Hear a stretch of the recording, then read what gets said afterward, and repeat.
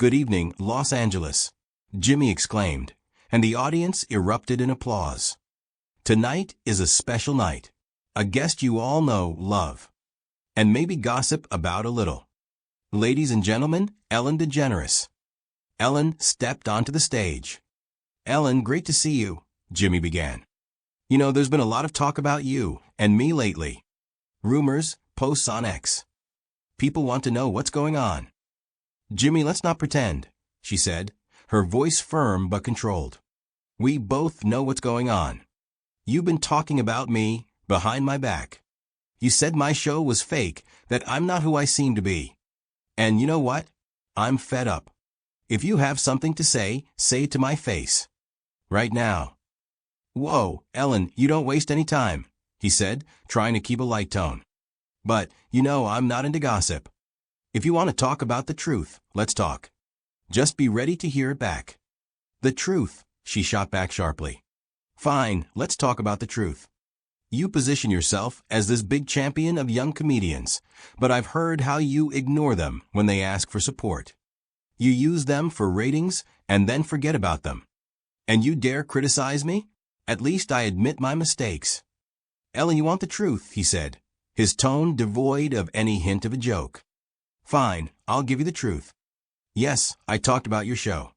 And you know why? Because I saw how you spent years building this nice Ellen image.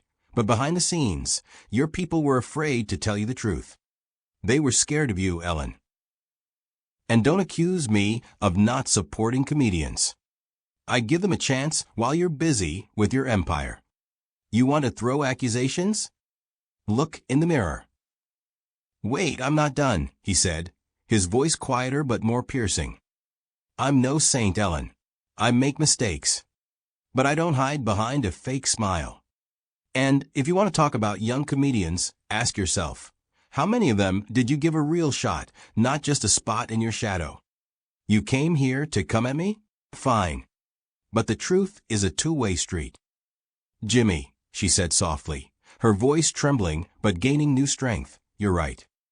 I'm not perfect, and I've made mistakes. But I'm not here to hide. I'm here to say we can be better. Both of us. And if you're ready for that conversation, I'm ready to listen. You won't regret finding out what happens next, so don't switch the channel. Ellen, you say you want dialogue, he began, his voice calm but with a metallic edge. And that's cute, really.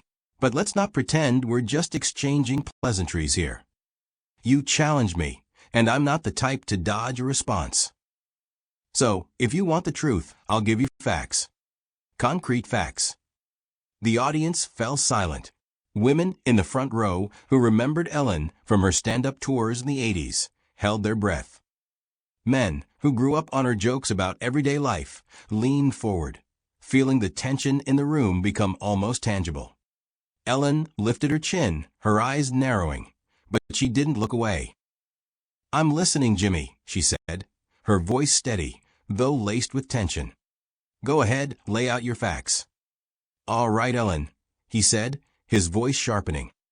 Fact number 1. In 2020, when your show came under fire for employee complaints, you hired a PR firm to clean up your image instead of talking to your team right away. I know this because one of your former producers, who now works with me, told me how you ignored their attempts to warn you about issues.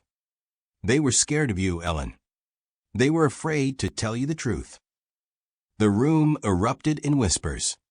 Wait, I'm not done, he said, his eyes blazing. Fact number 2. You love to say you support young talent, but how many comedians did you give a real shot on your show? I can name at least 3 stand-up comics who reached out to your team for a chance to perform, but were turned down because your producers thought they were not famous enough. One of them, by the way, now performs regularly on my show. His name is Daniel Garcia. Want me to bring him out here to tell you himself? Jimmy, she began, her voice trembling but strong, you're right that I've made mistakes. I don't deny that. In 2020, I was under pressure, and I didn't always listen the way I should have. But you're twisting the facts. I hired a PR firm not to clean up my image, but to figure out how to communicate with people without hurting them.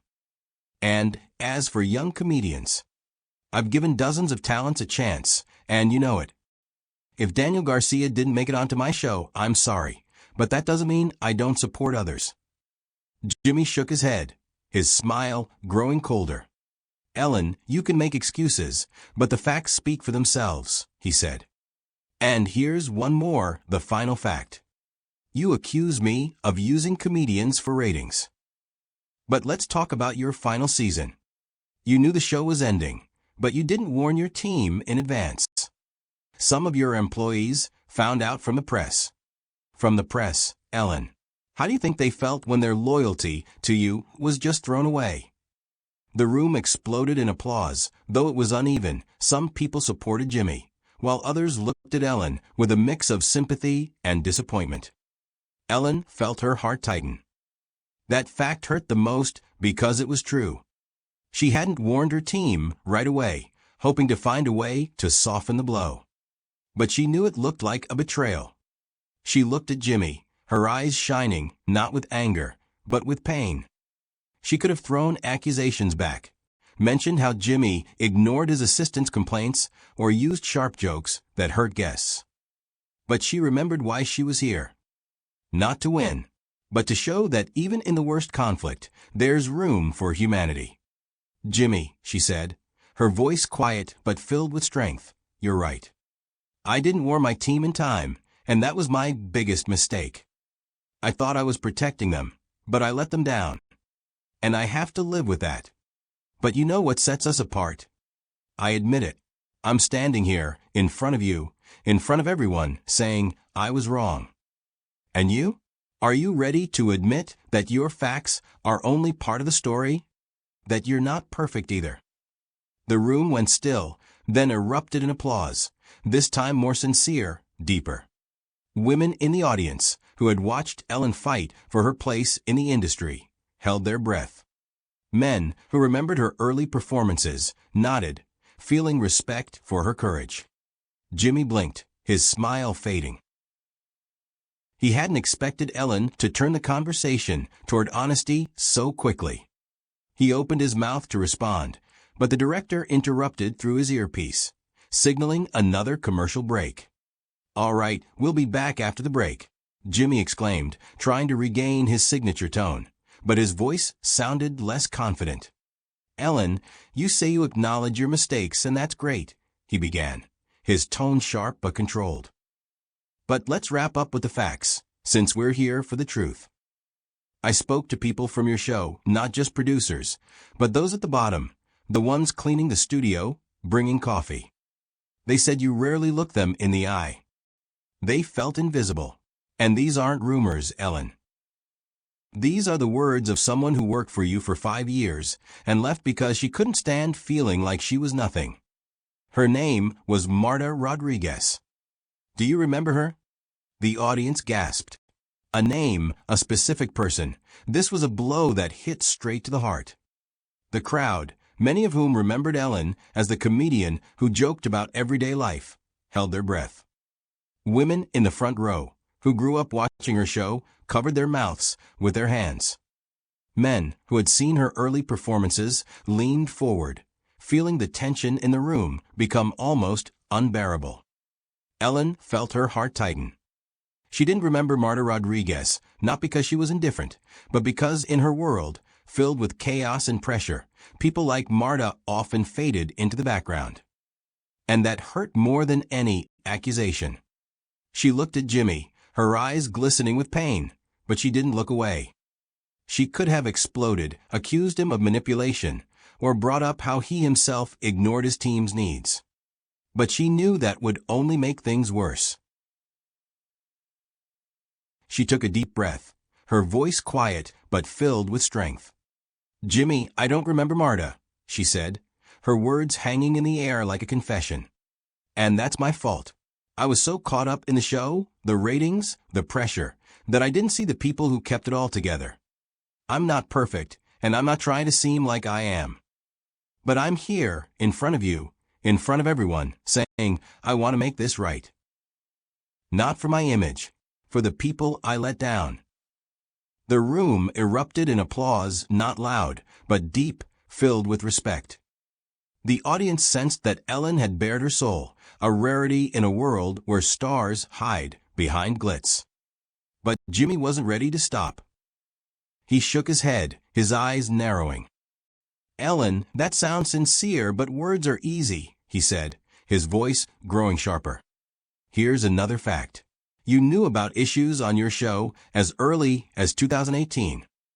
One of your assistants, Jacob Lewis, wrote you a letter begging you to address the toxic atmosphere. Did you respond? No. He left, and you hired someone else. You want to fix things? Why didn't you start back then?"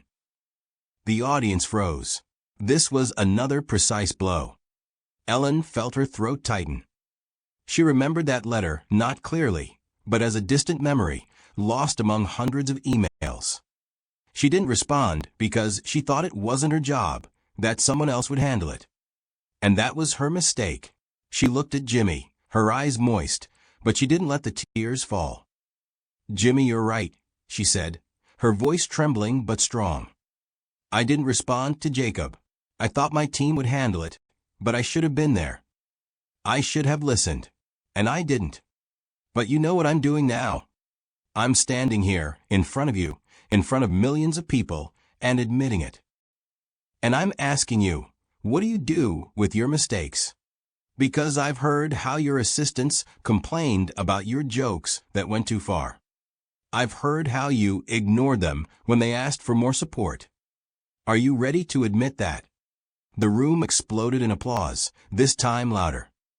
Women who had watched Ellen carve her path in a male-dominated industry held their breath. Men who remembered her early jokes nodded, feeling that she was still fighting, not for victory, but for truth. Jimmy blinked, his smile fading. He hadn't expected Ellen to turn the conversation around so quickly, and his own facts began to feel like a double-edged sword. He leaned back in his chair, his fingers gripping the pen, but his voice grew quieter, almost reflective. "Ellen, I'm not perfect," he said, and for the first time, a hint of vulnerability crept into his tone. "I make mistakes. And yes, sometimes my jokes go too far. And maybe I don't always listen to my team the way I should. But I don't hide behind a nice guy image. I say it like it is. And I thought you did the same, but maybe I was wrong." The room fell silent. This was a moment no one expected. Jimmy, who had been attacking with facts all evening, admitted his vulnerability. Ellen looked at him, her eyes shining, not with anger, but with understanding. She knew this was a chance, not for victory, but for something greater. "Jimmy," she said, her voice soft but filled with hope, "we've both been wrong. But we're here, in front of these people, in front of the whole country. And we can show that the truth isn't the end. It's the beginning.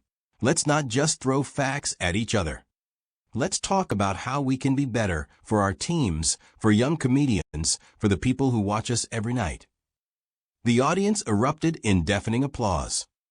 This wasn't just polite clapping. It was a roar filled with emotion, the kind of euphoria you feel when you witness something real. Women in the audience wiped away tears, men smiled, recalling old shows where hosts could shift the conversation with a single moment of honesty. Jimmy smiled, not sarcastically, but genuinely, though tension still lingered in his eyes. "Ellen, you know how to close a show," he said, his voice lighter but tinged with respect. "We're not done with this conversation, but maybe you're right. Maybe this is a beginning." He extended his hand and Ellen shook it, not formally, but with a warmth that the entire studio felt. The audience rose to their feet, applauding, their voices merging into a single hum that filled the studio. The cameras pulled back, capturing a moment that everyone knew would go down in television history.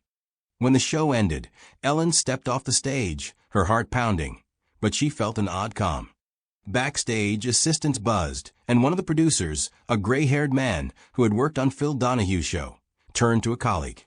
"This was like the old days," he said, his voice trembling with excitement.